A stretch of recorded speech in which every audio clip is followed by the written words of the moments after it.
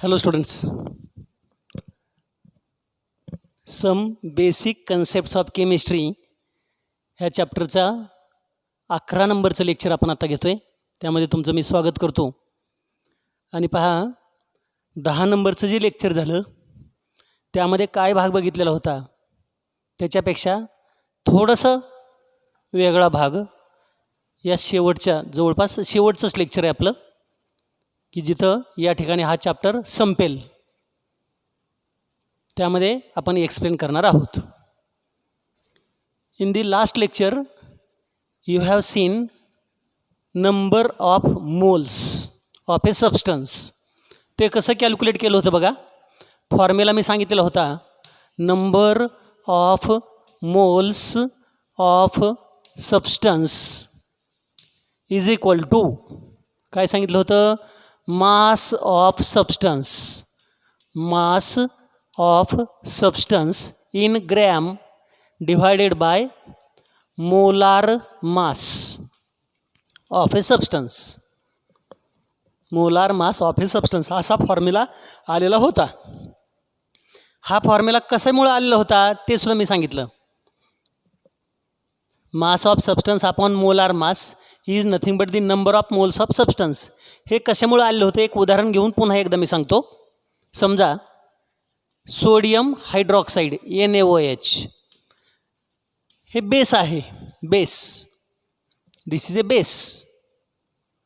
याचं molar mass sodium किती असतं 23, ऑक्सिजन 16 आणि हायड्रोजन 1 म्हणजे किती झालं एकंदरीत 40. बरोबर, 40 gram. Molar mass of sodium hydroxide is 40 gram. If it is taken in gram, it is known as a gram molar mass. Molar mass is the mass of substance in gram. Mass of 1 mole of substance in gram is known as molar mass. म्हणजे NaOH चं molar mass आलं 40. आता पहा याचा अर्थ काय होतो की जर 1 मोल एवढं NaOH घेतलं तर ते किती असतं 40 ग्रॅम, 40 ग्रॅम. 1 मोल NaOH करस्पॉन्ड्स विथ 40 ग्रॅम. जर आपण हे समजा 80 ग्रॅम घेतलं NaOH तर किती मोल्स येतील हे कॅल्क्युलेट करायचं आपल्याला. X moles. 1 मोल म्हणजे 40 ग्रॅमचा 1 मोल तर 80 ग्रॅमचे किती मोल 2. हे सहजासहजी लक्षात येते ना, 2 मोल. कसं काढणार आपण, doing cross multiplication. X into 40 will be equal to 80 into 1 म्हणजेच x is equal to 80 upon 40 so it is equal to 2. आता याच्यावरून मग फॉर्म्युला डेव्हलप केलेला होता 80 अपॉन 40. तर ह्यातलं 80 काय आहे आणि 40 काय आहे. 40ला काय म्हणतोय आपण, मोलार मास. म्हणजे खाली घेतलेलं आहे मोलार मास 40 आणि वरती मास ऑफ सबस्टन्स 80. मास किती घेतलेलं होतं कॅल्क्युलेट करण्यासाठी 80 ग्रॅम घेतलेलं होतं. म्हणून 80 अपॉन 40 इज इक्वल टू 2 म्हणजे नंबर ऑफ मोल्स किती आले 2. Number of moles is equal to 2 and that is mass of substance 80 divided by molar mass of substance 40 for NaOH. अशा प्रकारे number of moles of substance calculate करता येतात. परंतु हे usually कशासाठी कॅल्क्युलेशन असतं तर जो सबस्टन्स सॉलिड किंवा लिक्विड स्टेटमध्ये आहे त्याचे नंबर ऑफ मोल्स यानुसार काढणं सोपं आहे. We can calculate the number of moles of substance in this manner for solid or liquid very easily. But for gases, here we have to study in this lecture, we are focusing on moles and gases. गॅसेसचे number of moles कसे काढायचे हे झालं solid किंवा लिक्विडसाठी याप्रमाणे काढता येतं. परंतु गॅसेसमध्ये मास मोजता येतं गॅसचं का व्हॉल्यूम मोजता येतं? गॅसचं काय असतं? व्हॉल्यूम. गॅसचं व्हॉल्यूम मेजर करणं सोपं आहे. Instead of measurement of mass of the gas it is easy to measure the volume of gas. गॅसचं व्हॉल्यूम मेजर केलं जातं, मास मेजर करणं तितकंसं कन्व्हिनियंट नाही. म्हणून शास्त्रज्ञांनी काय केलं? गॅसेसचे जर मोल्स काढायचे असतील तर त्यासाठी व्हॉल्यूम विचारात घेतलं. सॉलिड आणि लिक्विडला काय विचारात घेतलं आहे? मास. परंतु गॅसेसमध्ये मात्र जर गॅसेसचे मोल्स मेजर करायचे असतील तर शास्त्रज्ञांनी काय विचारामध्ये घेतलं? व्हॉल्यूम विचारात घेतलं आणि त्या व्हॉल्यूमवरून नंबर ऑफ मोल्स काढलेले आहेत. व्हेरी सिम्पल, सोपं आहे. पहा इथंसुद्धा फार काही कॅल्क्युलेशन नाहीत.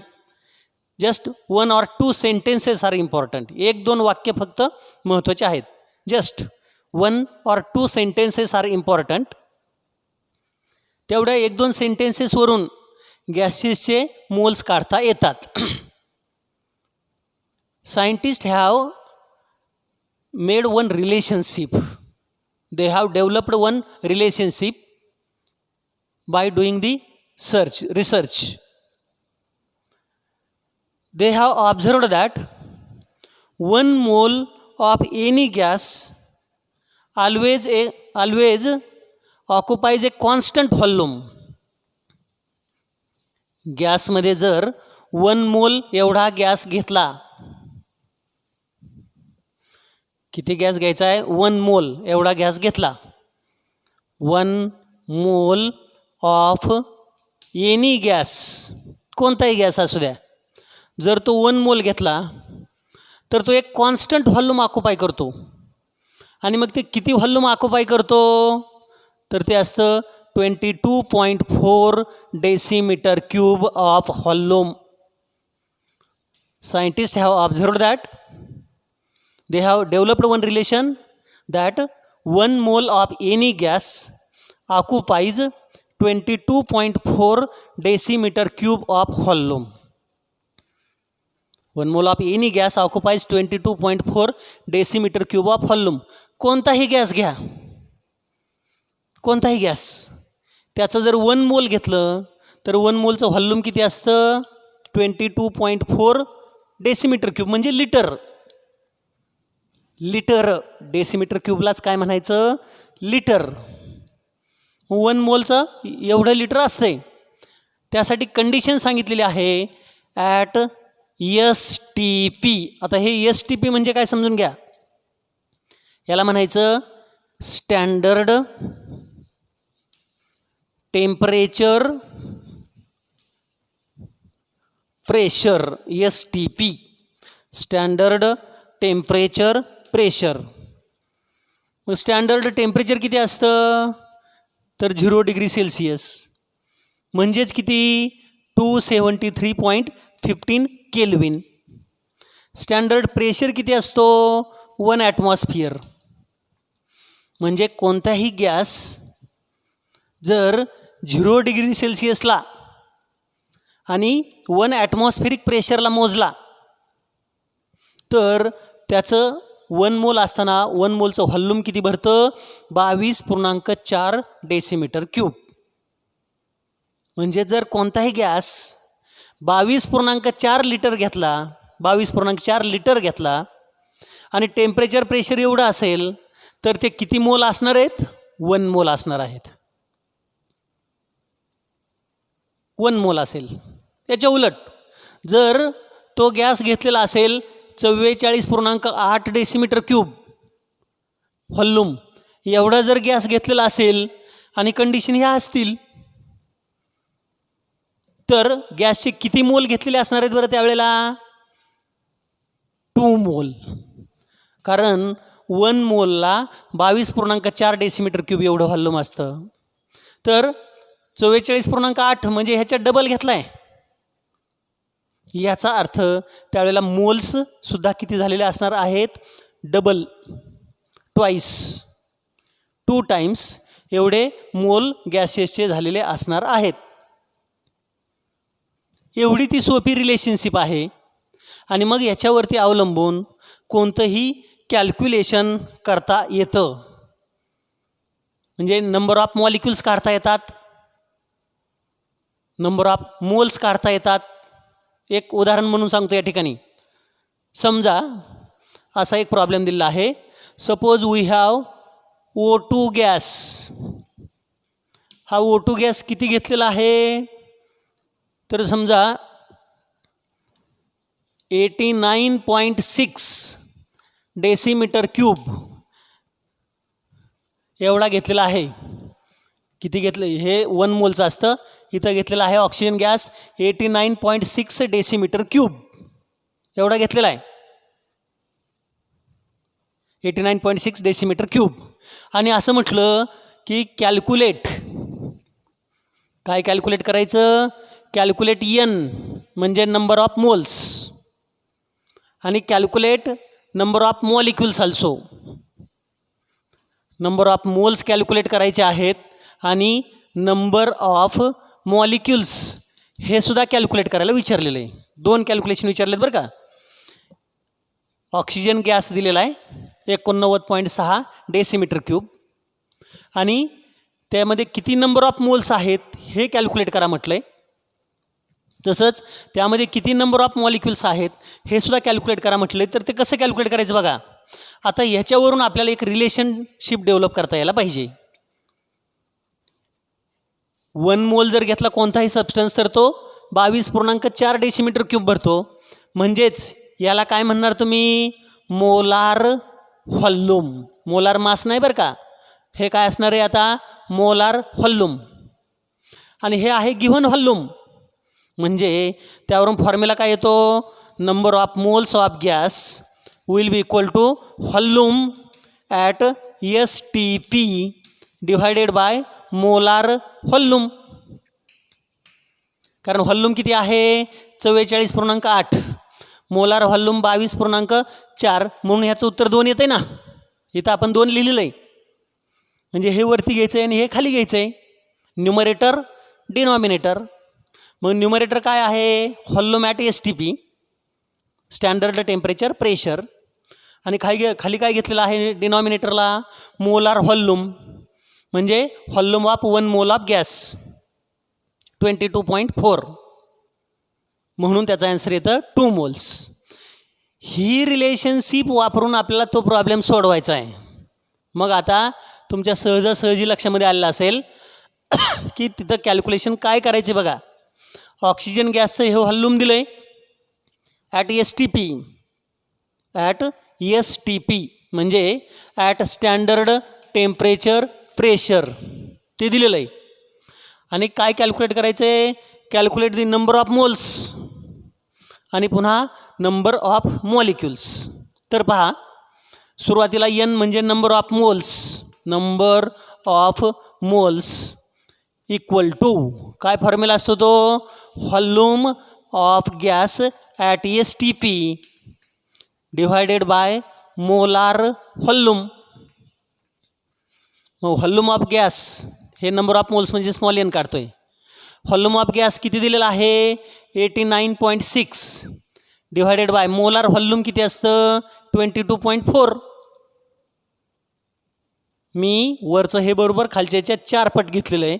म्हणजे इथं जर भागाकार केला आपण 224 896, तर हे बरोबर 4 टाइम्स आहे. 4/1 म्हणजे आन्सर किती आहे 4. येते लक्षामध्ये, नंबर ऑफ मोल किती आलं मग answer, it is equal to 4. म्हणजे इथं आपण मास विचारात घेतलं का, नाही, मासचा विचार इथं केलेला नाही. आपल्याला फक्त काय लागतं आहे, मोलार व्हॉल्यूम. आणि मोलार व्हॉल्यूम माहिती, स्टँडर्ड टेम्परेचर प्रेशरला ते किती असतं 22.4 डेसिमीटर क्यूब. आणि व्हॉल्यूम ऑफ गॅससाठी STP दिलेलं आहे. यावरून नंबर ऑफ मोल्स काढले. हे झालं उत्तर. इथं किती आलं लिहायचं मग 4. हे झालं पहिलं. आणखी म्हटलं नंबर ऑफ मॉलिक्युल्स कॅल्क्युलेट करा. नंबर ऑफ मॉलिक्युल्स यासाठी आपल्याला एक रिलेशन झालेलं आहे, ते रिलेशन माहिती पाहिजे. काय रिलेशन आहे, 1 मोल यामध्ये किती मॉलिक्यूल असतात? अव्होगाड्रोज नंबर ऑफ मॉलिक्युल्स म्हणजे किती? 1 मोलमध्ये 6.022 इंटू 10⁻23 एवढे मॉलिक्युल्स असतात. नंबर ऑफ मॉलिक्युल्स 1 मोलमध्ये एवढे असतात. आपल्याकडे किती मोल आहे? 4 मोल आहे. तर 4 मोल्समध्ये हे किती असेल नंबर ऑफ मॉलिक्युल्स? x. कसं सोडवणार? डुईंग क्रॉस मल्टिप्लिकेशन म्हणजे तिरकस गुणाकार करून x into 1 is equal to 4 into 6.022 into 10⁻23 molecules. Moles वेगळं आणि मॉलिक्युल्स वेगळं हे लक्षात घ्यायचं आहे. मोल वेगळे आणि मॉलिक्युल्स वेगळे. 1 मोल म्हणजे किती मॉलिक्यूल आहेत? 6.022 इंटू 10⁻23 एवढे मॉलिक्यूल आहेत. मोल आणि मॉलिक्यूलमध्ये खूप फरक आहे हे लक्षामध्ये घ्यायचं आहे. मग एक्सची किंमत काढायची आपल्याला म्हणजे फक्त 4ने त्याला मल्टिप्लाय करायचं. 4 2 जार 8, 4 2 जार 8, 4 0 0, 4 6 जार 24. So 24.088 into 10⁻23 molecules. अशा प्रकारे आपण नंबर ऑफ मॉलिक्युल्ससुद्धा काढू शकलो आणि नंबर ऑफ मोल्स तर काढलेलं आहेच. म्हणजे दिलेलं काय होतं? फक्त गॅसच्या बाबतीमध्ये काय दिलं जातं? तर volume of gas at STP. त्या व्हॉल्यूमवरून आपल्याला त्या गॅसचे नंबर ऑफ मोल्स काढता येतात या इक्वेशननुसार. त्यानंतर नंबर ऑफ मॉलिक्युल्स काढता येतात. हा अतिशय महत्त्वाचा भाग बेसिक पार्ट आहे या चॅप्टरमधला. हा अतिशय महत्त्वाचा बेसिक पार्ट आहे. इथं हा चॅप्टर संपतो. फक्त शेवटी काही प्रश्न किंवा काही प्रॉब्लेम्स गणितं दिलेले आहेत, न्यूमेरिकल प्रॉब्लेम्स दिलेले आहेत. त्याच्यातली जेवढी उदाहरणं आपल्याला आणखी एका लेक्चरला 2-3 तरी उदाहरणं सोडून घेता येतील तेवढा घ्यायचा आपण प्रयत्न करणार आहे. आणि नंतर मग हा चॅप्टर आपण थांबवून याच्या पुढचा चॅप्टर सुरू करणार आहोत.